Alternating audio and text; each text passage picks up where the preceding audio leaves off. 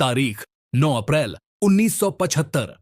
समय सुबह के ठीक 12 बजे। जगह गंगटोक, सिक्किम।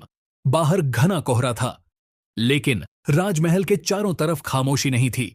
भारतीय सेना के ट्रकों की आवाज पहाड़ों में गूंज रही थी। सिर्फ 20 मिनट, जी हां, इतिहास बदलने के लिए सिर्फ 20 मिनट लगे। गोलियों की तड़तड़ाहट गूंजी, धुआं छटा, और जब सब शांत हुआ, हिमालय का 300 साल पुराना साम्राज्य खत्म हो चुका था। दुनिया के नक्शे से एक देश मिट गया था और भारत को मिला था उसका सबसे अहम रणनीतिक हिस्सा। लेकिन सवाल यह है, क्या यह एक लोकतांत्रिक क्रांति थी या फिर RRAW का अब तक का सबसे बेहतरीन खुफिया ऑपरेशन? आज जानिए ऑपरेशन ट्वाइलाइट, सिक्किम की अनकही कहानी। 1947 में जब भारत आजाद हुआ, सिक्किम भारत का हिस्सा नहीं बना। यह था एक प्रोटेक्टरेट स्टेट, यानी संरक्षित राज्य। रक्षा और विदेश नीति भारत के पास थी, लेकिन शासन था चोग्याल के हाथों में। 1960 का दशक, चीन तिब्बत को निगल चुका था।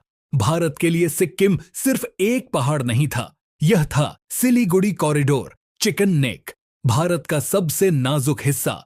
अगर सिक्किम चीन के प्रभाव में जाता तो भारत का पूर्वोत्तर हमेशा के लिए कट सकता था। इंदिरा गांधी जानती थीं, खतरा बाहर से नहीं, महल के अंदर से था। सिक्किम के राजा चोग्याल पाल्डन थोंडुप नामग्याल, उनका सपना था सिक्किम को एक पूरी तरह स्वतंत्र देश बनाना, भूटान की तरह। और इस सपने को हवा दे रही थीं उनकी पत्नी होप कुक। होप कुक कोई साधारण रानी नहीं थीं, वो थीं अमेरिकन। दिल्ली के पावर कॉरिडोर में कानाफूसी शुरू हो गई। क्या होप कुक सिर्फ एक रानी थीं या फिर CIA की एजेंट? दौर था कोल्ड वॉर का। अमेरिका नहीं चाहता था कि भारत हिमालय में ताकतवर बने। चोग्याल ने अलग झंडा, अलग राष्ट्रगान को बढ़ावा देना शुरू कर दिया। भारत के लिए खतरे की घंटी बज चुकी थी, लेकिन चोग्याल एक बात भूल गए थे, सिक्किम की जनता। नेपाली मूल के लोग बहुसंख्यक थे, लेकिन सत्ता भोटिया लेपचा समुदाय के पास। जनता चाहती थी लोकतंत्र, राजा नहीं। 1973 आते आते सड़कों पर आग लग चुकी थी। काजी लैंडुप दौरजी के नेतृत्व में सिक्किम नेशनल कांग्रेस उठ खड़ी हुई। हजारों लोग राजमहल की ओर बढ़ने लगे। चोग्याल ने अपनी पुलिस को गोली चलाने का आदेश दे दिया। हालात हाथ से निकल चुके थे और अंत में चोग्याल को भारत से मदद मांगनी पड़ी। उन्हें नहीं पता था, वो मदद नहीं, अपनी सल्तनत का डेथ वारंट साइन कर रहे थे। दिल्ली में इंदिरा गांधी ने भारत के स्पाई मास्टर को बुलाया, रामेश्वर नाथ काओ, वही काओ जिन्होंने 1971 में पाकिस्तान के 2 टुकड़े कर बांग्लादेश बनवाया था। अब अगला मिशन था सिक्किम। RRAW ने गंगटोक में अपना जाल बिछा दिया। काओ की रणनीति साफ थी, गोली नहीं, जनमत से युद्ध जीतना है। अगले 2 साल विरोध प्रदर्शन तेज होते गए। जनता अब सिर्फ लोकतंत्र नहीं, भारत में विलय चाहती थी। अप्रैल 1975 खुफिया रिपोर्ट आई, चोग्याल अपने वफादार सिक्किम गार्ड्स के जरिए भारतीय अधिकारियों को बंधक बना सकते हैं। समय कम था। आदेश आया, disarm the Sikkim guards.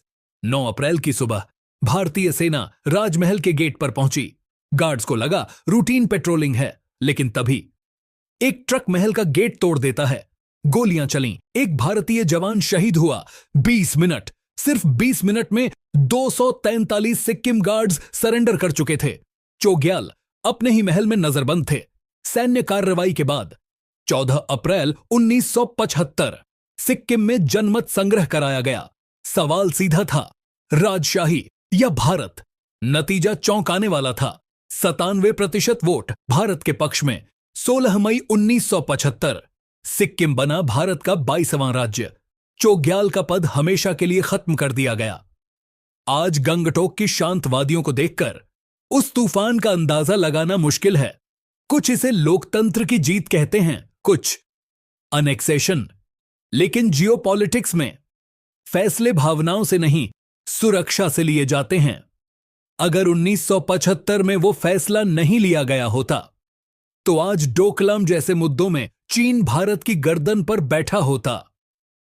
Sikkim का विलय भारत की कूटनीति और RAW का एक ऐसा मास्टर स्ट्रोक था जिसने बिना बड़े युद्ध के भारत का नक्शा और सुरक्षा दोनों हमेशा के लिए बदल दिए।